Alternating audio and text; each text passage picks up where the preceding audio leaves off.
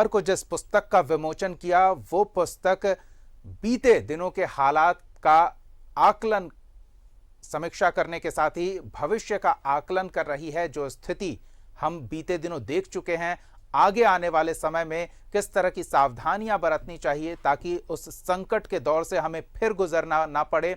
और गंभीर समस्या ये है कि अगले चरण में अगर तीसरी लहर आती है तो खतरे की स्थिति में बच्चों का जीवन होगा और ये बेहद ही चिंता का विषय है। हमारे सहयोगी शहनवाज और अधिक जानकारी के साथ जुड़ रहे हैं। हम सीधे उनका रुख करेंगे और उनसे समझेंगे कि आगे आने वाला वक्त किन चुनौतियों को अपने अंदर समेटे हुए है और उसके लिए हम कितने तैयार हैं। शहनवाज, देखिए, हम कितने तैयार हैं, ये जो आपने अभी रिपोर्ट पढ़ी है ये उसी बात का जवाब है कि हम पहले से बहुत सतर्क हो चुके हैं। तीसरी लहर की आशंका के चलते एक कमेटी ने जो जनस्वास्थ्य सर्वे का कार्यक्रम झारखंड में चल रहा है, जिसमें न सिर्फ ये कि कोविड संक्रमण बल्कि बीपी, हाई बीपी, इसके अलावा टीबी जैसे जो रोग होते हैं वो कितने प्रभावित कर रहे हैं लोगों को, उसका एक डाटा सरकार कलेक्ट करवा रही है और उसमें बच्चों का भी सर्वे हो रहा है। उसी कमेटी ने एक रिपोर्ट अपनी सौंपी है सरकार को और समय से बहुत पहले ही इसकी तैयारी कर ली गई है और इसमें कहा गया है कि लगभग 1.5 लाख बच्चे जो हैं इससे ज़्यादा प्रभावित हो सकते हैं और उसमें से भी 28,000 ऐसे बच्चे हो सकते हैं जो सिम्टोमेटिक होंगे और उन्हें आईसीयू में भर्ती कराने की ज़रूरत पड़ेगी। अब आईसीयू में भर्ती कराने की ज़रूरत पड़ेगी तो यह इसका मतलब ये नहीं है कि उनको सीधे सीधे सदर अस्पताल रांची या रिम्स ले जाया जाए। तमाम जो अलग अलग ज़िले हैं, 24 ज़िले झारखंड के, वहाँ के अस्पतालों में कम से कम 2-2 HNFC मशीन की ज़रूरत पड़ेगी जो बहुत ही क्रिटिकल मरीज़ों को उस पर रखा जाता है। वो तैयार रखने के लिए कुछ 7-8 पॉइंट्स हैं जिसका जिक्र आपने किया है, दोहराना ज़रूरी नहीं है, लेकिन इतना ही है कि बच्चों पे ये बीमारी एक संकट की तरह आ सकती है। इसके संभावना पूरी जताई जा रही है, लेकिन ज़रूरी नहीं है कि ऐसा हो ही। लेकिन अगर हम पहले से तैयार रहेंगे और पहले से इसके बारे में पूरी की पूरी तैयारी हो भी चुकी है, रांची के सदर अस्पताल में एक बच्चों का कोविड वार्ड तैयार हो चुका है, हमने पहले ही आपको दिखाया है, तो इसका मतलब है कि हम तैयार हैं, सतर्क हैं। और इसका फार्मूला भी हमने आपको बताया था कि रानी चिल्ड्रन अस्पताल जो यहाँ का निजी अस्पताल है, वहाँ बिल्कुल न्यूबॉर्न बेबी से लेकर के बच्चों का इलाज होता है और बहुत अच्छा अस्पताल माना जाता है। उससे टाई अप किया गया है और उससे टाई अप करने का मकसद ये है कि अपने जो डॉक्टर्स की टीम बनाई गई है इसके लिए संभावित खतरे को देखकर उसको ट्रेनिंग दी जाए प्रॉपर। बहुत सारी मशीनें ऐसी हैं जो बच्चों की इलाज में काम आती हैं। उससे पेडियाट्रिक्स के जो फिजिशियन हैं जो सरकारी अस्पतालों में काम करते हैं, बहुत दिनों से उनसे उस मशीन का कोई तजुर्बा नहीं है, उसको तजुर्बा भी दिलाएं। तो कुल मिलाकर के सरकार की जो कमेटी ने सर्वे किया है उस पर एक बुकलेट छापी है, मुख्यमंत्री ने उसका विमोचन किया है और तमाम जो ज़िला अस्पताल हैं उसमें 2-2 आईसीयू की जो मशीनें होती हैं, जो वेंटिलेटर मशीन कही जाती हैं बच्चों के लिए, उसको अलग से उसको बिल्कुल तैयार रहने की जरूरत है। बिल्कुल, तैयारियां जोर शोर से चल रही है। शहनवाज, आपने जिलों में भी तैयारियों का जिक्र किया और ये स्वाभाविक भी है। लोग ये समझते हैं कि राजधानी में सबसे बेहतर स्वास्थ्य सुविधा उपलब्ध होती है, तो कुछ भी गड़बड़ हो तो सीधे राजधानी का रुख करें।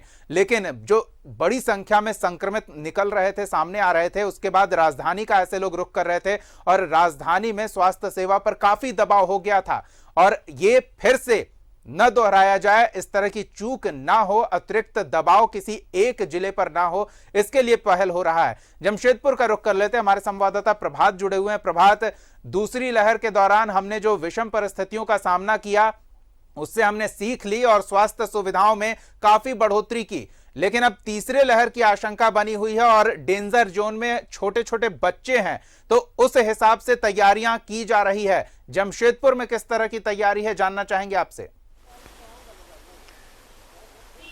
बिल्कुल दीपक, देखिए जिस तरीके से दूसरे लहर में हम लोगों ने कई विषम परिस्थितियों में देखा कि कैसे कैसे पेशेंट आ रहे थे, कितनी दिक्कतों का सामना करना पड़ा था पूरे राज्य को, साथ ही साथ पूर्वी सिंहभूम को।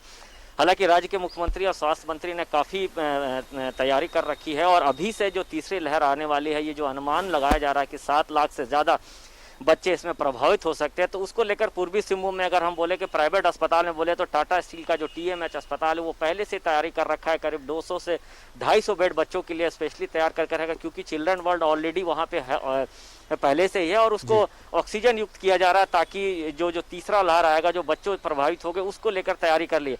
अगर हम सरकारी अस्पतालों की बात करें तो कुल्हान का सबसे बड़ा अस्पताल MGM अस्पताल में वहाँ भी टेम्प्रोरी एक हॉस्पिटल तैयार किया जा रहा है बच्चों के लिए, जो 50 बेड का स्पेशली जो ऑक्सीजन युक्त होगा, 50 बेड नॉर्मल होगा और 20 बेड जो एसिम्प्टोमेटिक होंगे उनके लिए होगा। और साथ ही साथ उनके जो बच्चों के साथ उनके जो माता या पिता या कोई एक गार्जियन रहेगा, जब अगर मान लीजिए पॉजिटिव होता है तो उनके लिए भी व्यवस्था की जा रही है। साथ ही साथ जो सदर अस्पताल में है, पिछले दिन राज्य के स्वास्थ्य मंत्री ने वहां का निरीक्षण भी किया था और वहां पे भी 50 बेड का बेड तैयार किया गया है और अभी से ये तैयारी मुकम्मल कर ली जा रही है ताकि जो तीसरा लहर जब आए तो हम पहले से इतने सचेत रहे और पहले से तैयारी कर रखे, ताकि जो दूसरी लहर में हम लोगों ने जितनी तकलीफें झेली, राज्य ने देखा।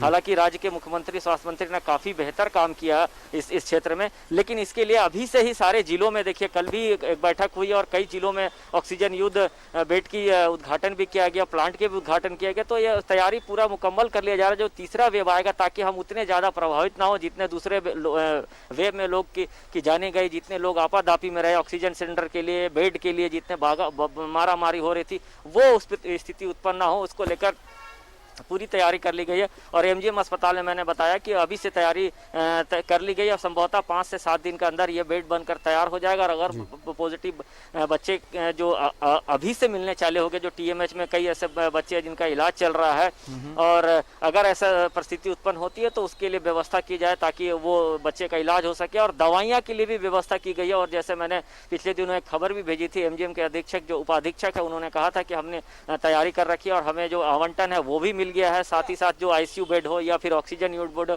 उसके लेके मुकम्मल तैयारी कर लिए। जो आने वाले जो तीसरा लहर है उससे पहले ही हम तैयार रहे ताकि हमें विषम परिस्थितियों का सामना ना करना पड़े। जी दीपक। बिल्कुल है। शहनवाज का रुख करते हैं। शहनवाज, बीते दिनों जो भी संक्रमित थे वो वयस्क थे, बुजुर्ग थे, अकेले भी रह सकते थे, वो हालात से बेहतर तरीके से समझकर उनसे जूझने की क्षमता रखते थे। लेकिन अब जो अंदेशा है वो बच्चों से जुड़ा अंदेशा है और इसमें नवजात से लेकर 18 वर्ष के उम्र के बच्चों के सबसे डेंजर जोन में होने की बात है। तो इन बच्चों का, अगर छोटे बच्चे हुए, बड़े बच्चे हुए तो चलिए वो समझदार होते हैं और समझ सकते हैं किस तरह का दिशा निर्देश दिया जा रहा है, क्या उन्हें कहा जा रहा है और क्या करना है, ये वो समझ सकते हैं। लेकिन अगर बहुत छोटे बच्चे हैं तो उनका अतिरिक्त ध्यान रखना पड़ेगा। तो ऐसे में लोगों की कमी का हम सामना कहीं नहीं करें। उपकरण तो हम उपलब्ध करा लेंगे, लेकिन प्रशिक्षित जो चिकित्सक हैं, प्रशिक्षित नर्स हैं, बच्चों की देखभाल करने वाले जो स्टाफ होंगे, उनकी कमी दूर करने के लिए भी कुछ प्रयास हो रहा है क्या? देखिए दीपक, भगवान न करे कि ये सिचुएशन आए जिसकी हमारा आप बात कर रहे हैं, क्योंकि हमने बड़े लोगों की बीमारी का इलाज का तरीका देख लिया है, हाहाकार देख लिया है, अस्पतालों का मिसमैनेजमेंट देख लिया है। दावा तो बहुत किया जाता है लेकिन सदर अस्पताल जैसी जगहों पे बहुत सारी समस्याएं हैं। मैन पावर की क्राइसिस है, कॉन्ट्रैक्चुअल वर्कर्स की मनमानी है या फिर उनकी मजबूरी है, उनको भी वक्त पर अपनी मौजूदगी का एहसास दिलाना है, और तरह की जो चीज़ें होती हैं, डॉक्टरों की अपनी अलग मजबूरी, परेशानी और मनमानी होती है। उन सब का प्रदर्शन इमरजेंसी के टाइम में ही झारखंड और भारत में होता है। तो भगवान न करे ये सिचुएशन आए, और जिस तरह से बात की जा रही है कि प्रत्येक सदर अस्पताल में, प्रत्येक सरकारी अस्पताल में 10-10 बेड रखे जाएं, इसमें से 2 हर हालत में ICU बेड हों, ये वाले बेड हों जिसमें हाई फ्लो नेजल ऑक्सीजन लगा हुआ होता है। ये दो से क्या होगा आप समझ सकते हैं कि 2 हाई फ्लो ऑक्सीजनेटेड बेड से कोई समस्या का समाधान होने वाला है एक जिले में, क्योंकि बीमारी तो पिक एंड चूज करके आएगी नहीं। तो एक बड़े पैमाने पर एक बहुत बड़ा थ्रेट है, और अगर ऐसा हो गया, बच्चों से बढ़ के कोई नहीं होता है एक माँ बाप के लिए, एक परिवार के लिए।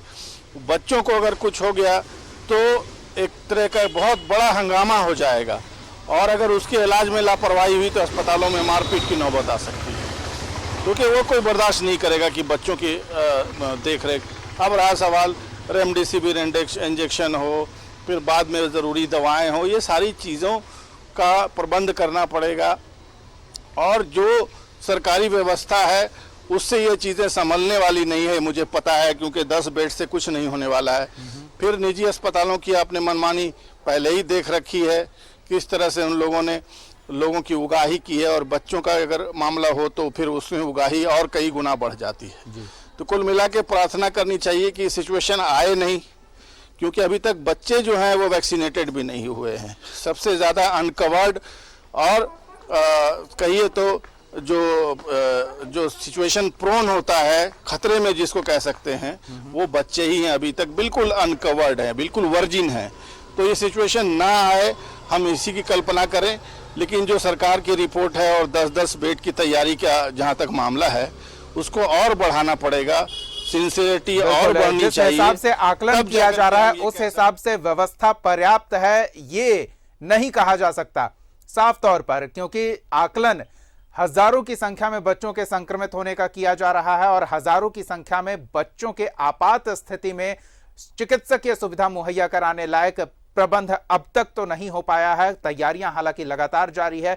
देखना होगा कि किस तरह से हम झारखंड की स्वास्थ्य व्यवस्था को इस स्तर पर ले आएं कि हर बच्चे को संक्रमण अगर होता भी है, होना तो नहीं चाहिए, अमूमन हम यही कामना करते हैं, लेकिन अगर वो हालात बनते हैं तो उन हालात से सकारात्मक तरीके से निपटने और बच्चों को सुरक्षित रखने में हम कामयाब हों, ऐसी व्यवस्था जोर शोर से की जानी चाहिए। बहुत बहुत धन्यवाद शाहनवाज और प्रभात इन तमाम ताज़ा बातचीत और जानकारियों के लिए।